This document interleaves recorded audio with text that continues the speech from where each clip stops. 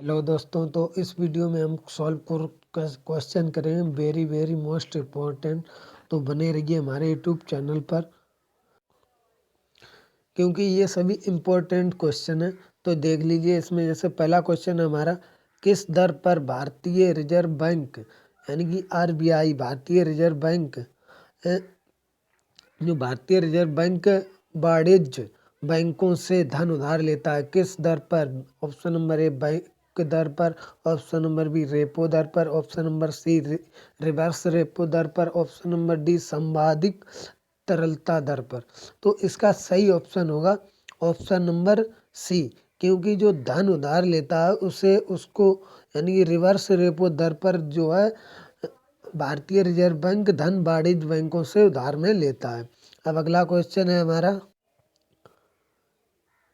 भारत का उपराष्ट्रपति बनने के लिए न्यूनतम आयु कितनी होनी चाहिए? यानी कि भारत का एक उपराष्ट्रपति बनने के लिए उसकी आयु कितनी होनी चाहिए? उसकी न्यूनतम आयु ऑप्शन नंबर ए है 35 वर्ष, ऑप्शन नंबर बी है 35 वर्ष, ऑप्शन नंबर सी है 40 वर्ष, ऑप्शन नंबर डी है 37 वर्ष। तो इसका सही आंसर होगा ऑप्शन नंबर बी, यानी कि 35 वर्ष न्यूनतम आयु होनी चाहिए उपराष्ट्रपति बनने के लिए।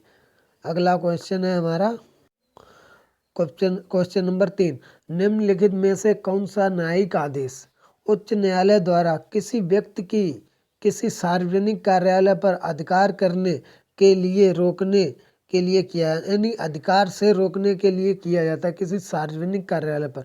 ऑप्शन नंबर ए है उत्प्रेरण उत्प्रेरण लेख, ऑप्शन नंबर बी है परमादेश, ऑप्शन नंबर सी है निषेधाज्ञा, ऑप्शन नंबर डी है अधिकार परीक्षा।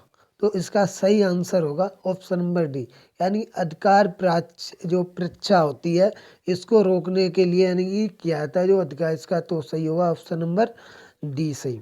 अगला क्वेश्चन है हमारा, क्वेश्चन नंबर 4, बिंदुसार मौर्य का पुत्र था। इसमें ऑप्शन नंबर ए है बिंदुसार यानी कि चंद्रगुप्त मौर्य का पुत्र था। ऑप्शन नंबर ए है बिंदुसार, ऑप्शन नंबर बी है चंद्रगुप्त, ऑप्शन नंबर यानी Chandragupta second, option number C है अशोक, ऑप्शन नंबर डी है बिंबिसार। तो इसका सही आंसर होगा बिंदुसार। जो चंद्रगुप्त मौर्य का पुत्र था बिंदुसार, और बिंदुसार का पुत्र था अशोक। तो यानी इस क्वेश्चन में दो क्वेश्चन हमारे तैयार होते हैं कि चंद्रगुप्त का पुत्र था बिंदुसार और बिंदुसार का पुत्र था अशोक। अगला क्वेश्चन है हमारा, क्वेश्चन नंबर 5, भारत में तुगलक वंश के बाद कौन सा वंश शासन में आता है? यानी कि जैसे तुगलक वंश के बाद कौन सा वंश शासन में आता है? ऑप्शन नंबर ए गुप्त वंश, ऑप्शन नंबर बी खिलजी वंश, ऑप्शन नंबर सी मुगल वंश, ऑप्शन नंबर डी सैयद वंश। तो इसका सही आंसर होगा ऑप्शन नंबर डी, यानी कि सैयद वंश जो है आता है भारत में, तुगलक वंश के बाद सैयद वंश का शासन आता है। अगला क्वेश्चन है हमारा, यानी कि किस ग्रह को बौना ग्रह माना जाता है? यानी option number A Prithvi, option number B Brihaspati, option number C Pluto, option number D Shani. तो इसका सही आंसर होगा ऑप्शन नंबर सी, यानी प्लूटो ग्रह को ही बौना ग्रह कहा जाता है। अगला क्वेश्चन है वह हमारा, बलुआ पत्थर किस प्रकार की चट्टान है? यानी जो बलुआ पत्थर है वह किस प्रकार की चट्टान है? जैसे ऑप्शन नंबर ए चूनेदार चट्टान, ऑप्शन नंबर बी आग्नेय चट्टान, ऑप्शन नंबर सी कायांतरित चट्टान, ऑप्शन नंबर डी अपसादी चट्टान। तो इसका सही आंसर होगा ऑप्शन नंबर डी, क्योंकि जो बलुआ पत्थर होता है वह एक प्रकार की अपसादी चट्टान होता है। अब ऑप्शन नंबर यानी क्वेश्चन नंबर 8 है, गेहूं एक है, गेहूं एक क्या है? बेल है कि औषधि है कि झाड़ी है कि पक्षी है? तो इसका सही आंसर होगा ऑप्शन नंबर बी, यानी कि गेहूं एक प्रकार की औषधि है, जिसे हम क्या कहते हैं साग भी इसके जानते हैं, साग से भी। तो ये एक प्रकार की औषधि है। अब अगला क्वेश्चन है हमारा, क्वेश्चन नंबर 9, सांप कछुआ छिपकली तथा मगरमच्छ जंतुओं की किस श्रेणी में आते हैं? तो ये बहुत सिंपल क्वेश्चन है।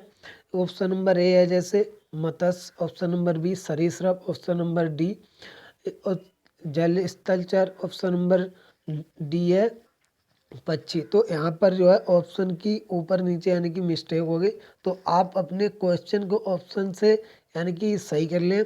तो इसका सही आंसर होगा यानी कि ये सभी क्या रेंगते हैं। आपने देखा होगा सांप भी रेंग कर चलता है, कछुआ भी रेंग कर चलता है, छिपकली भी रेंगती है, अब मगरमच्छ भी रेंग कर चलती है। तो रेंग कर चलने वाले सभी जीव जंतु किस में आते हैं, सरीसृप। तो इसका सही आंसर होगा ऑप्शन नंबर सी, यानी कि ये सी नहीं, ये यहाँ पर बी होगा, सरीसृप जिसे रेप्टाइल से भी जानते हैं।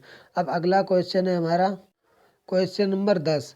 मृदा में जल तनाव मापने के लिए प्रयोग किए जाने वाला यंत्र, यानी कि जल तनाव को मापने के लिए कौन सा यंत्र प्रयोग किया जाता है। तो ऑप्शन नंबर ए प्रकाश मापी, ऑप्शन नंबर बी उपताप मापी, ऑप्शन नंबर सी शुष्क आर्द्रता मापी, ऑप्शन नंबर डी तनाव मापी।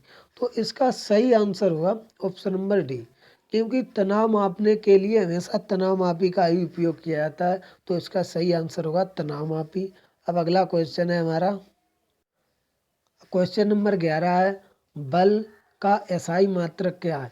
इस क्वेश्चन का जवाब आपको कमेंट में देना होगा कि बल का एसआई मात्रक क्या है। अगर आपको नहीं पता है तो आप यानी कहीं से ढूंढ कर भी बताइए कमेंट में कि बल का एसआई मात्रक क्या है, तब इसका सही आंसर जो है वह आप कमेंट में लिखें। तो thank you, take care, bye. तो अगली वीडियो जल्दी हमारे चैनल पर अपलोड होगी, तो आप सभी उससे यानी आप सभी क्या करें, नए हैं तो हमारे चैनल को सब्सक्राइब कर लें। तो इम्पोर्टेंट क्वेश्चन आते हैं रहते हैं जो कि सभी यानी कंपटीशन एग्जाम में पूछे जाते हैं, और आपकी एक ही रोचक जानकारी के लिए बहुत इम्पोर्टेंट क्वेश्चन है ये। तो thank you, take care, bye. बने रहिए हमारे यूट्यूब चैनल पर।